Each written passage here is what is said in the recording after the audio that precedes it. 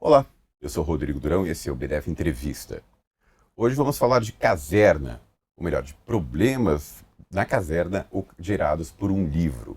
Quem está comigo aqui é Rubens Pierrotti, coronel da reserva, que veio aqui no BDF Entrevista falar um pouco mais sobre esses meandros que estão causando polêmica entre as nossas Forças Armadas. Rubens, prazer estar falando com você, tendo essa oportunidade de explicar melhor o que está acontecendo. Sim.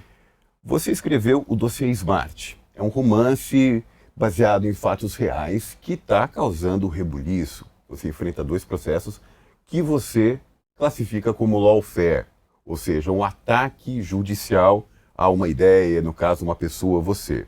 Explica o que está acontecendo. O que é esse livro e por que ele causou tanto problema? Vem causando para você tanto problema, né?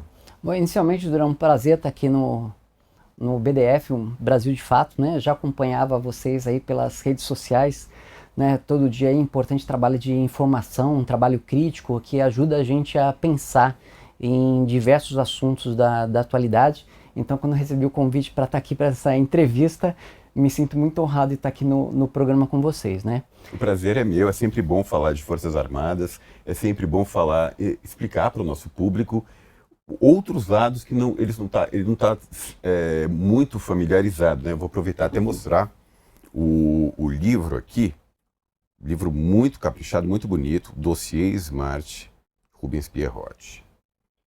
Como é que as pessoas acham o livro? O livro é o Diários da Caserna, Dossiê Smart, a história que o Exército quer arriscar. Esse subtítulo parece que foi bastante profético, né, Pois Durão? é, né? A história que o Exército quer arriscar com essa perseguição, os processos, a gente vai falar daqui a pouco, né, os processos que eu estou sofrendo. O livro, ele está disponível em várias livrarias e no site da Amazon também. Uhum, certo. Tá? E o livro é da editora Labrador, foi lançado em 2024. Recebeu uma aceitação muito boa da crítica literária. O livro foi destaque em 4 prêmios literários, incluindo aí o de finalista do Prêmio Jabuti. Olha, Né? não é pouca coisa não. Me surpreendeu bastante aí como a escritora, autora estreante. E recebeu um prêmio na Califórnia também, um prêmio internacional, medalha de prata, no International Latino Book Awards, como na categoria de livros em língua portuguesa. Até trouxe, né? trouxe aqui a medalha, né, do International Latino Book Awards. E aí foi essa medalha que eu fui lá em San Diego para receber do Que livro. legal, hein? Que bacana. Ele entrou também no catálogo dos livros que concorreram, né, ao Jabuti, dos finalistas. E aí ele está aqui também. Ou seja, uma garantia de qualidade, né?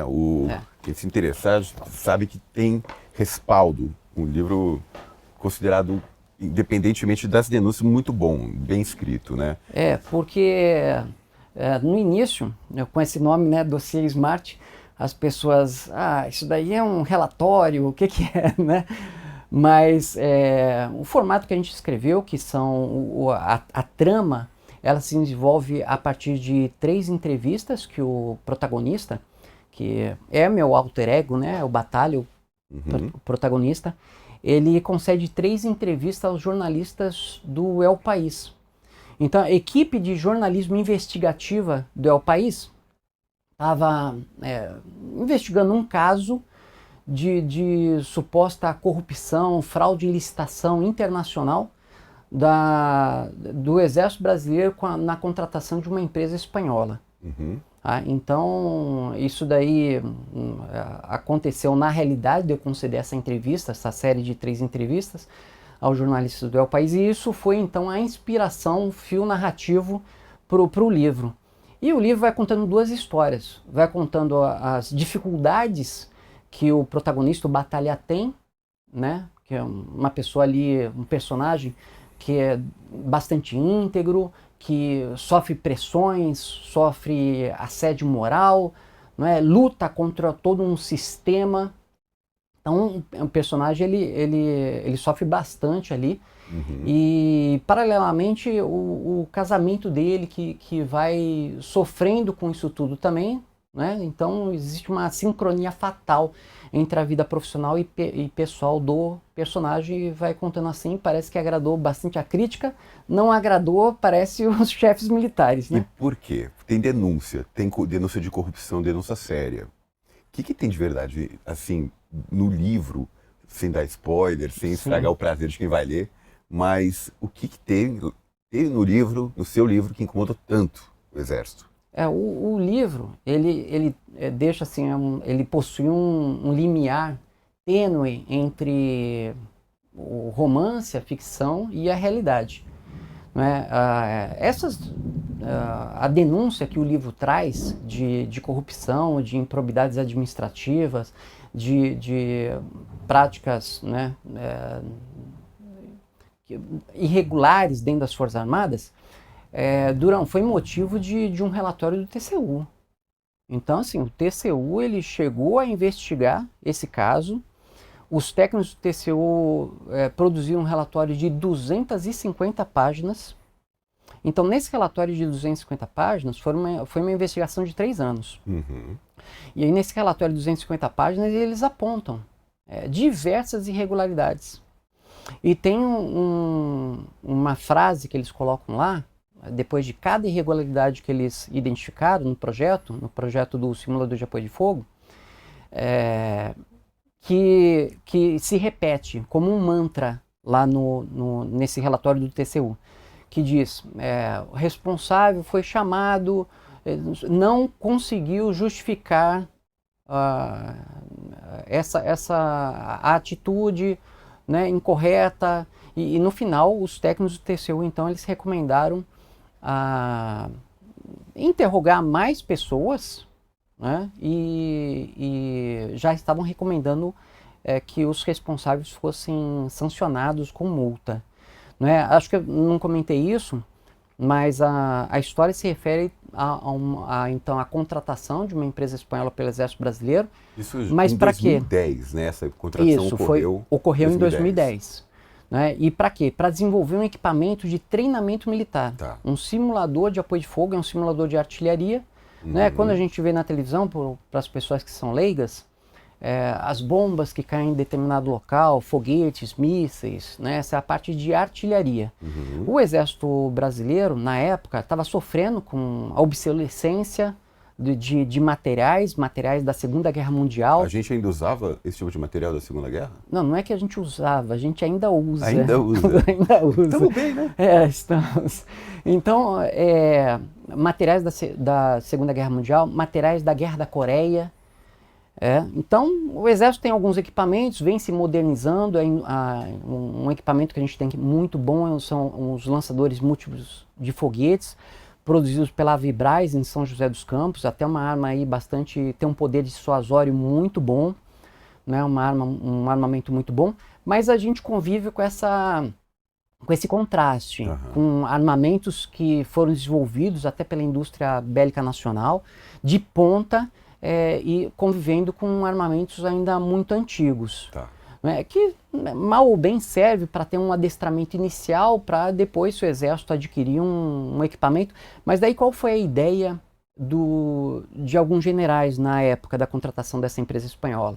Falou assim, se o Exército não tem dinheiro para adquirir obuseiros, que seriam os canhões, né, vamos dizer assim, mais modernos, que tal a gente adquirir um simulador para já ir mostrando, as pessoas irem treinando e aperfeiçoar o adestramento. Então assim, a ideia, no geral, ela é boa.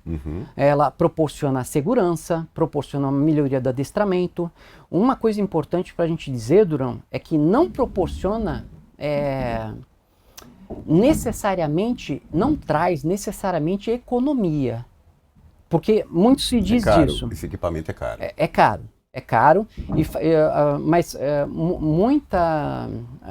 muita gente usa como justificativa para a aquisição do simulador. O simulador ele vai se pagar. Não é que ele se paga, ele tem uma economia virtual de munição. Porque como é que é o ensino, adestramento dentro do Exército, né, dentro das Forças Armadas? Você tem a aula teórica, depois você vai pro equipamento, tem instruções ali, e no final você vai para uma operação em que, né, vai estar dentro de um contexto aí de uma situação, simulando uma guerra, alguma coisa assim, né? O simulador, ele entra depois no meio disso daí, antes do exercício no equipamento real. Então você treina, se você tem a teoria, depois você vai para o simulador, depois você vai para o armamento real, depois você vai para o exercício. Então, sem dúvida nenhuma, ele acrescenta um ganho do adestramento, mas não necessariamente a economia de munição. Porque não é que a pessoa vai fazer o adestramento no simulador, dar tiros virtuais, né, lançar as granadas e tudo, os mísseis no simulador e depois não vai fazer no real. Então, em relação ao adestramento real, o Exército não economizou nada. Porque a gente já... os recursos para as Forças Armadas são escassos. Porque quase 80% das verbas das Forças Armadas vai para a folha de pagamento de ativos, inativos, pensionistas. Então sobra muito pouco para o adestramento da tropa, infelizmente. Isso é uma coisa que a gente tem que repensar da estrutura das Forças Armadas. Uma das tantas, né? Uma das tantas, né? Da gente repensar, enxugar essa quantidade, né, grande de pessoas. A gente está vendo aí agora esse conflito assimétrico, essa guerra assimétrica de Estados Unidos e Israel contra o Irã. E como é que o Irã se defende de duas potências bélicas como Estados Unidos e Israel? Uma fração do orçamento. Com uma fração do orçamento com drones, né? Então, o Exército ele não diminuiu em nada os custos com um adestramento de artilharia a partir da aquisição do simulador, é bom que se diga. Certo. É. E mas o que deu errado? O pessoal, que a caserna por que a caserna está tão incomodada com o que você escreveu? Eu acredito que a caserna, alguns chefes, né, vamos dizer alguns chefes militares, porque existem colegas que me apoiam, existem colegas que demonstram solidariedade, mas é uma coisa mais reservada. Sim, isso. Publicamente não. Né? Publicamente não, porque alguns chefes militares não gostaram. Eu acho, Duran, minha impressão, que o próprio general Tomás, que determinou a abertura do Conselho de Justificação, que é o Tribunal de Honra, que visa me declarar indigno para o oficialato e caçar meus proventos na inatividade, né, minha aposentadoria, vamos dizer assim, e o inquérito policial militar. Então são dois processos que você enfrenta no momento. São dois processos, sim. Explica um pouquinho melhor cada um deles. Tá, então o primeiro processo foi aberto, foi um inquérito policial militar. Tá. Esse inquérito policial militar foi aberto por dizendo que eu teria cometido 2 supostos crimes. O primeiro todos do Código Penal Militar. O primeiro de crítica indevida e o segundo de ofensa às Forças Armadas. Então são os artigos 166 e 219 do Código Penal Militar. Foi aberto então o inquérito policial militar, que assim, vou te dizer, Durão, cheio de vícios e ilegalidades. E eu falo assim, mas Rubens, você está dizendo isso porque você que está sofrendo inquérito. Não, olha, assim que esse inquérito policial foi aberto, o encarregado, um coronel lá da ativa, coronel Alan Martins Gomes, ele, no mesmo dia que ele foi nomeado encarregado do inquérito, ele me indiciou. As pessoas falam assim, o que seria o indiciamento, né? Falar para as pessoas. O delegado, a pessoa que está investigando o inquérito policial, ele indicia, vai dizer assim, eu tenho convicção que essa pessoa, o acusado, a pessoa que está sendo investigada, o investigado, ele cometeu esse crime. Mas ele nem tinha começado a investigar. O indiciamento é resultado de uma investigação.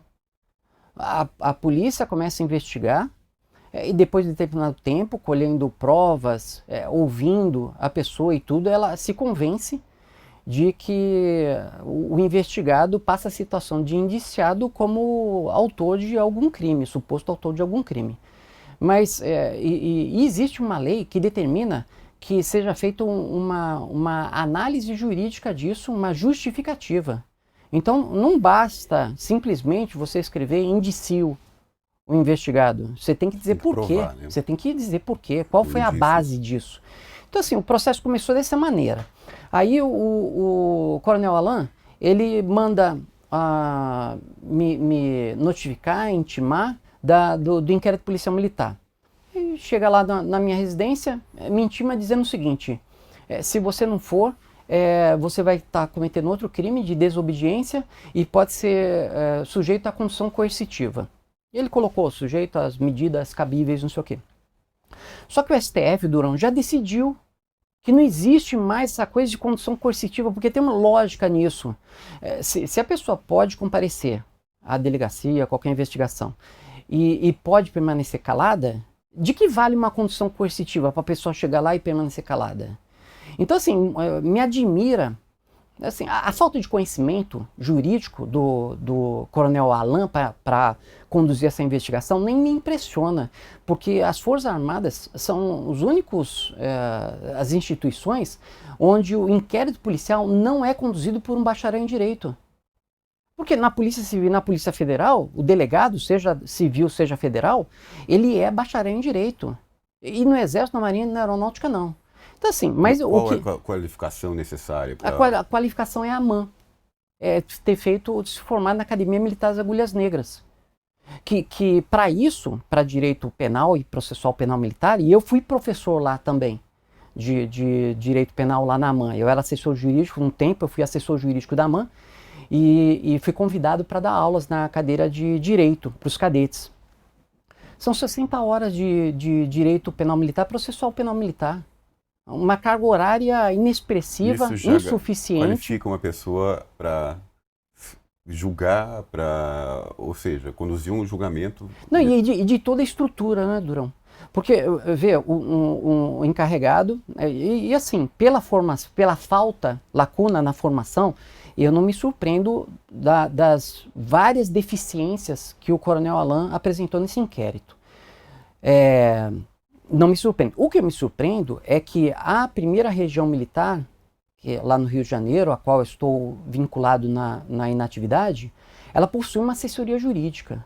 Uhum. Agora, nem a assessoria jurídica orientar o coronel a falar assim, não, coronel, não pode escrever isso, o STF já decidiu. Então, começou por aí, Durão.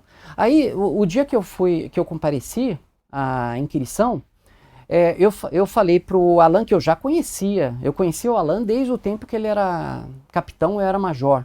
Eu era assessor jurídico da Brigada de Infantaria Paraquedista. E o Alain, como capitão, ele fez um pedido lá para uma transferência.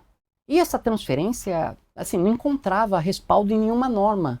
E eu, na assessoria jurídica, dei um parecer negativo. E eu falei para ele, eu falei assim, ô Alain, na fase de inquérito, eu não posso alegar suspeição, mas você é obrigado a alegar suspeição. Eu falei assim, porque você me tem como um desafeto. Porque lá atrás, quando eu era major, você capitão, eu falei assim, eu fiz a negativa. A mulher dele é oficial da aeronáutica. Ela tinha sido selecionada pela aeronáutica para fazer um curso nos Estados Unidos, um mestrado lá de 2 anos, na Força Aérea Americana. E ele apresentou um pedido sem nexo, que ele queria ser transferido para os Estados Unidos. E eu falei para ele, eu falei assim, pô, mas você quer ser transferido para a aeronáutica, para a Força Aérea Americana? Ah, não, pode ser em qualquer missão do Exército. Eu falei assim, mas isso é um processo seletivo. Eu falei assim, Alain, você tem que decidir o que você quer. Eu falei assim, não existe o melhor de 2 mundos. Eu falei assim, parabéns para sua mulher, foi selecionada para um curso. Agora você tem que decidir, se você quiser permanecer ao lado dela esses 2 anos, você pede uma licença não remunerada. Não uma carteirada, né? Não uma carteirada, exatamente, essa foi boa. Que vergonha. E daí aconteceu isso, assim, eu dei o parecer negativo, né, para qualquer missão dele nos Estados Unidos, porque ele não estava em processo seletivo, não fazia sentido, né, o país gastar e continuar pagando. Ele acabou seguindo, né, o parecer, que era tirar essa licença. ficou 2 anos fora da força, de licença, retornou. Isso não impede ele em nada de prosseguir na carreira, de ser promovido a general, mas ele tinha que ter se declarado suspeito. Sim, então, a rusga está comprovada, né? O exatamente. Tá... Então, Durão, assim, eu só estou te falando 2 coisinhas, sabe, de várias irregularidades.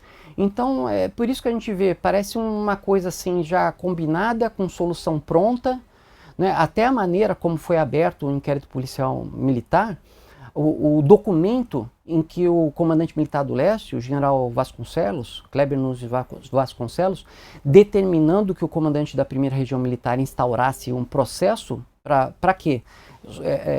Reclamando do livro, da repercussão do livro da imprensa, chamado para programas como aqui, né, em entrevistas, para a gente discutir o livro, paralelamente para discutir um ou outro aspecto, porque a gente sabe o que aconteceu aí no 8 de janeiro de 2023. Vou falar sobre isso acampamentos depois. Na frente dos quartéis e tudo isso. Então, é claro que a gente vai falar sobre o livro trata, ele é baseado numa história real.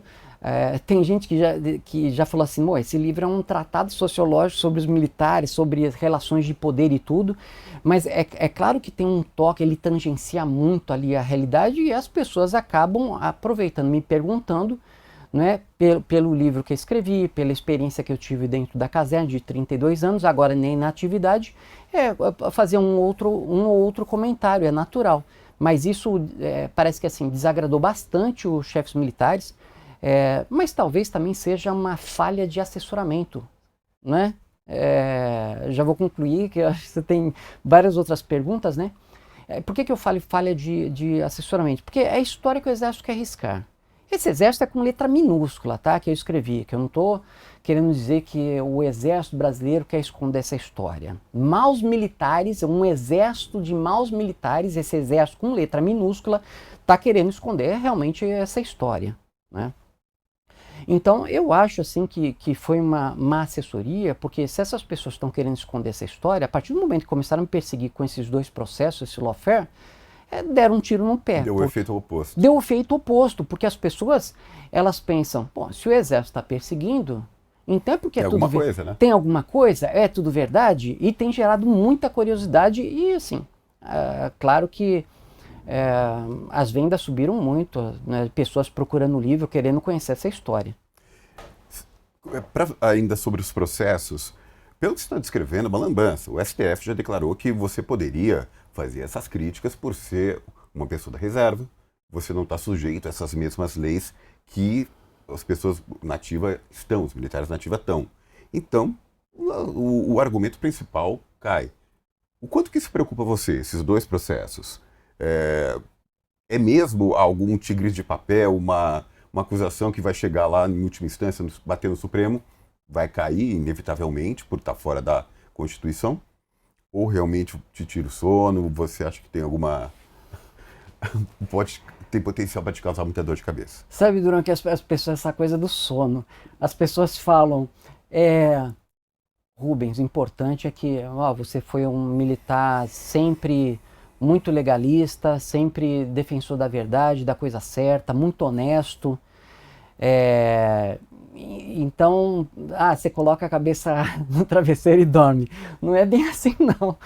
Né? É claro que isso provoca um estresse, né? E o estresse toma bastante meu tempo, porque tem uma equipe muito boa, os advogados que estão me defendendo, né, nesses 2 processos que o Exército instaurou, mas assim, eu participo disso, porque como eu sou advogado também, e depois que eu fiz a faculdade de Direito lá na UERJ, na Universidade do Estado do Rio de Janeiro, eu ainda busquei me especializar na área militar.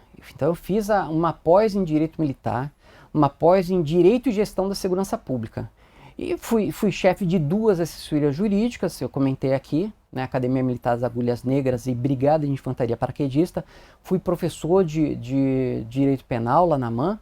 Então, com essa bagagem, a gente acaba conversando muito. Então, o escritório lá tem uma experiência muito grande, até em processos assim junto à Justiça Militar. Mas semana passada a gente estava conversando sobre a defesa, houve a sessão inicial do Tribunal de Honra, lá na primeira Divisão de Exército, na Vila Militar de Deodoro, no Rio de Janeiro, e a gente estava fazendo uma reunião. Assim, me perguntando, a minha impressão hoje de que na Justiça Militar ou no Tribunal de Honra eu não deposito muita expectativa, não. Não deposito expectativa porque do jeito que as coisas estão acontecendo nos dois processos, parece que já é uma coisa pronta para me condenar, né? Então, a gente espera reverter isso daí realmente na justiça comum. Uhum. Então, depois, a justiça militar de primeiro grau, as pessoas não devem saber, são 5, entre aspas, juízes. Bom, quando o Ministério Público Militar ofereceu a denúncia, o juiz de plano rejeitou. Ele rejeitou a denúncia, primeiro, em relação ao crime de crítica indevida, exatamente o que você já comentou, de que esse crime, o STF já decidiu que não é cometido por militar inativo. Esse crime ele se refere ao militar da ativa, que não pode criticar seus superiores, pela hierarquia, disciplina, tudo isso. A partir do momento que o militar passa para a reserva, para a inatividade, então esse cerceamento, né, houve inclusive uma lei, Durão, sobre isso em 1986, né, ao término da ditadura militar, a Lei 7.524 de 1986, assinada pelo presidente na época, o Sarney, e pelo ministro do Exército na época, Leônidas Pires Gonçalves, dizendo que o militar inativo ele poderia, independentemente dos regulamentos disciplinares das Forças Armadas e tudo, se manifestar sobre assuntos filosóficos, políticos, matéria de interesse público. Então, assim, existe uma lei expressa de 86. O Exército ele acaba se prendendo a leis da época da ditadura militar, da época do AI-5. Então, o próprio Código Penal Militar, com essa crítica indevida, ele é o Decreto 1001 de 1969. O Tribunal de Honra é uma lei de 1972, do auge da repressão da ditadura militar, guerrilha da Araguaia e tudo. Não é? Então, a gente está falando de um ordenamento jurídico que já deveria ter superado essas questões com a lei de 1986, com a Constituição Cidadã de 88, e o Exército fica usando então essas normas antigas, querendo sobrepor normas antigas, e isso é uma coisa básica de hermenêutica jurídica. Toda vez que uma norma entra em conflito com a outra, a gente no meio jurídico chama conflito aparente de normas. Por que um conflito aparente? Porque alguma lei prevalece sobre a outra. Duas leis não pode, uma diz não pode, a outra fala pode. Então a gente chama de antinomia jurídica, conflito aparente de normas. O primeiro critério mais básico é que a lei mais nova revoga a anterior, naquilo que foi contrário a ela. Então se tem uma lei dizendo que o militar inativo, ele pode sim se manifestar, conceder entrevistas e tudo isso, não pode o Exército utilizar uma lei antiga querendo se sobrepor. Pois é, parece uma lambança jurídica, né? Uma lambança jurídica. A condução desse negócio. E aí o juiz, então, rejeitou esse primeiro crime de crítica e dizendo o STF já decidiu, e já faz bastante tempo que o STF decidiu, é uma decisão de 98, 99. Uhum. Não houve, né, como o Exército quer fazer crer, que houve uma mudança de entendimento do STF. Eles acabaram colocando lá um julgamento em que um voto de um ministro não era sobre esse assunto e querendo prevalecer algo que também foi outra lambança que eles fizeram lá jurídica. Então esse está nesse aspecto. E o seguinte, de ofensa às Forças Armadas, olha, a esmagadora maioria dos juristas do Brasil diz que o crime não foi recepcionado pela Constituição, ou seja, é inconstitucional. Por quê? Porque outras instituições não gozam do mesmo privilégio, não existe um tipo penal, né? Propalar fatos que sabem inverídicos, ofendendo, não sei o quê, por exemplo, a presidência da República. Não existe esse tipo penal. Aí por que existe isso para as Forças Armadas? né? É a única instituição no Brasil que goza desse privilégio de ter um tipo penal. Mas claro, né, porque a lei é de 69. Sim, sim. A pessoa ia pro pau de arara, né? Não podia ofender as Forças Armadas, Sim. que ia para os porões da ditadura. Então é isso que acontece. A gente está... porque você me pergunta por que não vejo perspectiva dentro da Justiça Militar.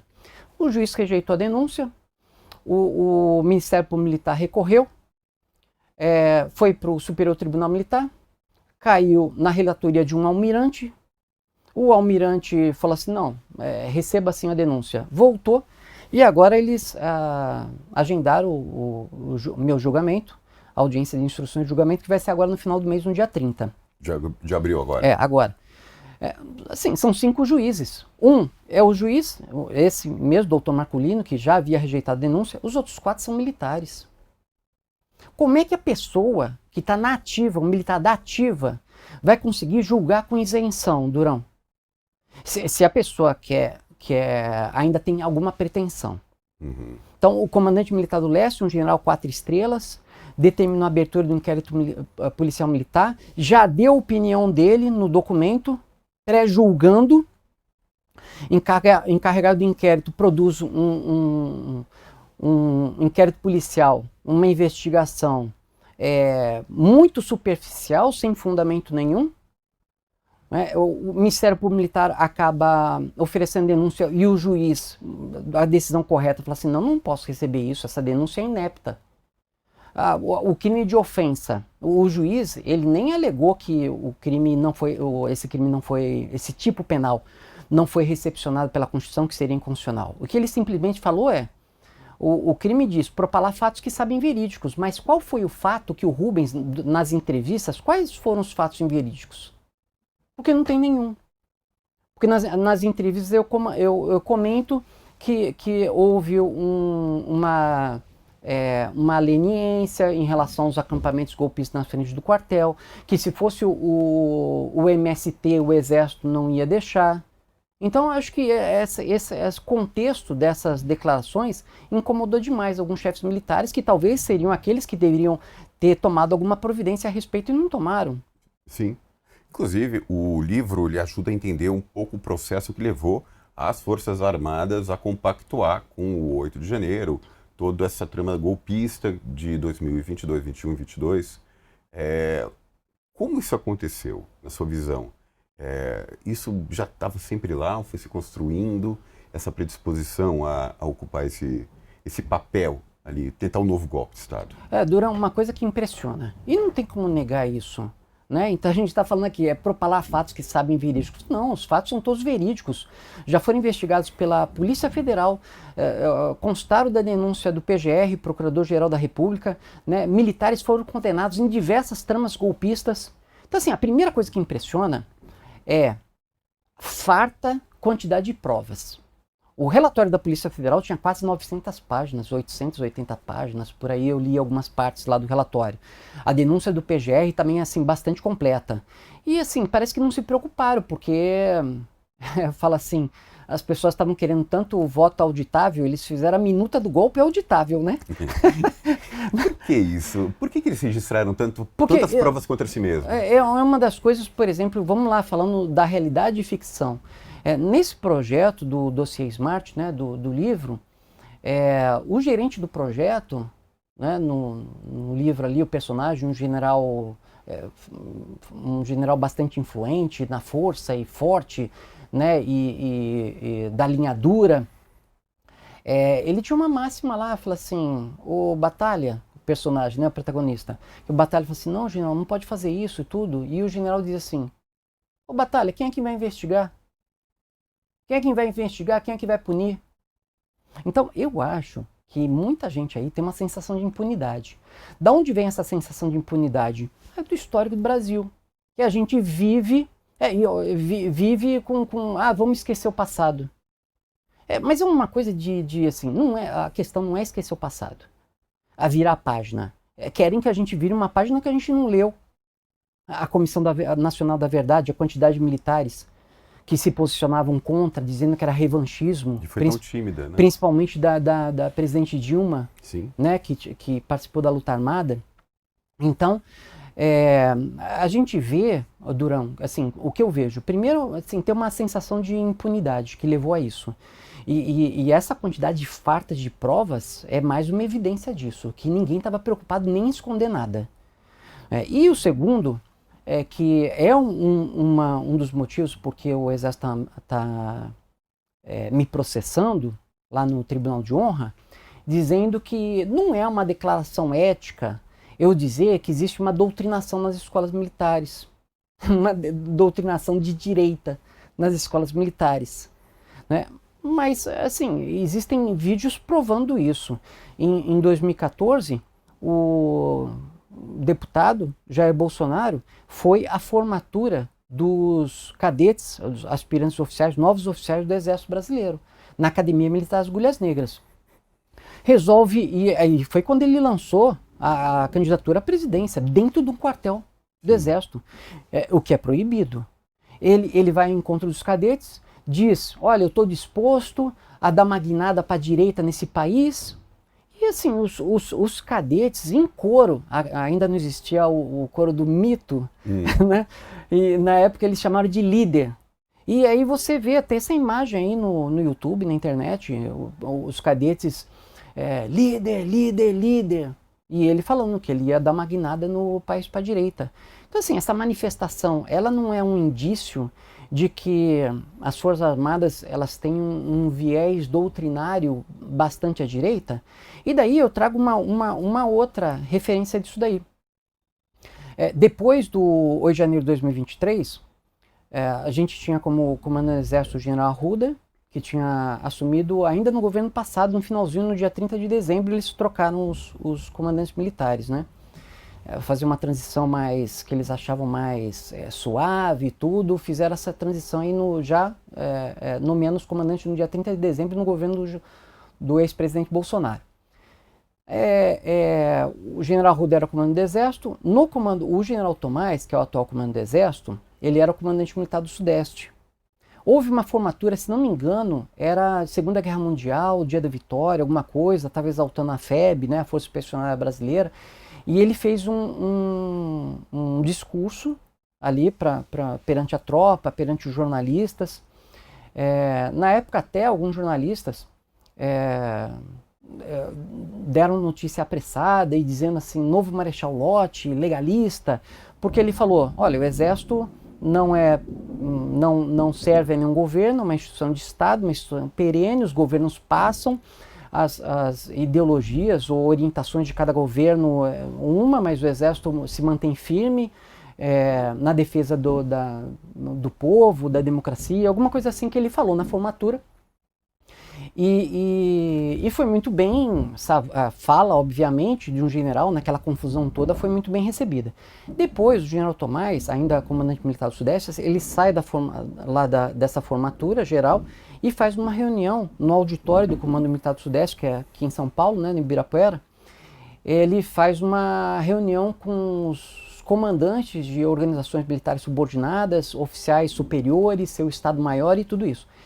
E acabou, Durão, vazando, esse áudio está aí na internet também, né, está disponível na internet, e vazou. E nesse áudio ele diz, as Forças Armadas vivem numa bolha de direita. Então, olha, eu muito me surpreendo em estar sendo submetido a um tribunal de honra, um conselho de justificação, para me declarar indigno por oficialato, por ponderações, reflexões que eu tenho trazido, que eu acho que é bastante importante, e é um momento oportuno, já que a gente teve essa tentativa de golpe aí, em que em todas as tramas golpistas, os núcleos, eles estão repletos de militares, inclusive com planos de assassinato de autoridades da República.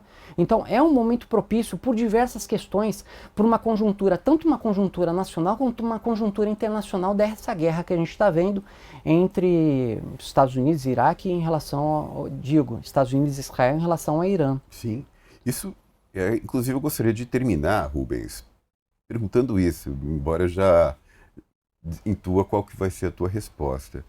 A gente está falando de um monte de assuntos que o Exército iria, e o Brasil iria se beneficiar se houvessem debates sobre tribunais militares, a gente nem falou de desenho de Forças Armadas ainda, né? Falou um pouco, mas mereceria falar mais. As lições que o golpe pode ou não ter ensinado para as Forças Armadas. A gente está vivendo num momento hoje em que a maior ameaça à soberania brasileira vem dos Estados Unidos, que é o maior aliado das nossas Forças Armadas. A gente compra armamento de lá, eles conseguem neutralizar a nossa defesa muito facilmente. Tudo isso mereceria estar sendo debatido pela sociedade, dentro das Forças Armadas. Você vê alguma chance disso acontecer? Esses debates acontecerem? Durão, eu acho que assim, o que fica de legado aí dessa tentativa de golpe, né? Desse triste episódio, é o aperfeiçoamento das instituições. Então, nós vimos aí um STF bastante atuante e agora, assim, não causa surpresa que ele esteja sob ataque, mas é bom o STF também ouvir essas críticas da sociedade, ver o que está acontecendo, né? Ver por que está sendo criticado. O ministro Fachin, ele tem a ideia de estabelecer um código de ética para os ministros do STF, diminuindo essa relação de público-privado. Essa relação, essa mistura entre público e privado é uma das críticas que estão no livro Diários da Caserna, do C. Smart, a História que o Exército quer arriscar, dessa crítica de comandantes militares confundindo a coisa pública com os interesses privados, né, essas questões. Então, o que eu vejo aí como um legado importante é o aperfeiçoamento das instituições. Eu acho que a gente evoluiu e vem evoluindo e precisa evoluir mais, mas é conveniente para todos os órgãos, as pessoas têm falado muito do STF, mas para as próprias Forças Armadas ouvirem essas ponderações. Para as Forças Armadas, eu acho que em vez dessa assessoria de tribunais de honra começar a perseguir militares que se apresentam como, obviamente, especialistas pela experiência que têm, acho que a gente não pode prescindir desse debate, o Exército poderia, em vez disso, instituir então uma corregedoria para punir os maus militares. Então tem diversos avanços, a própria Justiça Militar, essa estrutura. Por que a gente tem uma estrutura, o ministro Joaquim Barbosa já falava disso, caríssima, comparativamente é mais caro, o poder dos órgãos do Poder Judiciário é o mais caro, a estrutura mais cara em relação ao número de processos, né, em que você no primeiro grau tem 4 juízes, mas entre aspas, porque 5 juízes, mas 4 deles são militares sem formação jurídica. Você vai para o Superior Tribunal Militar, são 15 ministros, mais 10 são generais sem formação jurídica. Então, será que a gente não poderia passar esses casos para a Justiça Federal? Será que as investigações dentro da caserna não deveriam ser conduzidas por alguém isento? Eu vou te dar um exemplo. Na semana retrasada, morreu um cadete num exercício na Academia Militar das Agulhas Negras. Ele saltou da plataforma de 10 metros, o que eu ouvi dizer é que a piscina estava suja, e o cadete, no impacto na água, ele acabou ficando desacordado e acabou, assim, morreu afogado dentro da piscina num dos exercícios da AMAN. Quem é que vai investigar? Quem é que vai abrir um inquérito policial militar? A própria AMAN. Será que a gente não pode aperfeiçoar isso, mudar a lei para que a Polícia Federal investigue? Ah, não, mas isso é um absurdo. Não, o Exército ele já não faz a defesa das causas dele, quem faz é a Advocacia Geral da União. Então, acho que, sim, realmente a gente não pode prescindir desse debate. O momento é bastante oportuno. A gente precisa somente de pessoas dispostas, com coragem, né, no executivo, no legislativo, para levar essas questões, para aperfeiçoar ainda mais as instituições. E o próprio Exército não julgar que essas ponderações são ofensas ou são críticas indevidas. Porque no final ninguém está contra o Exército, a Marinha Aeronáutica. A gente quer que as Forças Armadas sejam compatíveis com a dimensão do nosso país, né, mas não se voltem contra o povo e militares não estejam mais envolvidos nessas aventuras de golpe de Estado. Rubens, obrigado pela sua entrevista, obrigado pela participação aqui no BDF Entrevista. Eu que agradeço, Durão. Foi um prazer. E o BDF Entrevista de hoje fica por aqui. A gente volta amanhã. Tchau, tchau.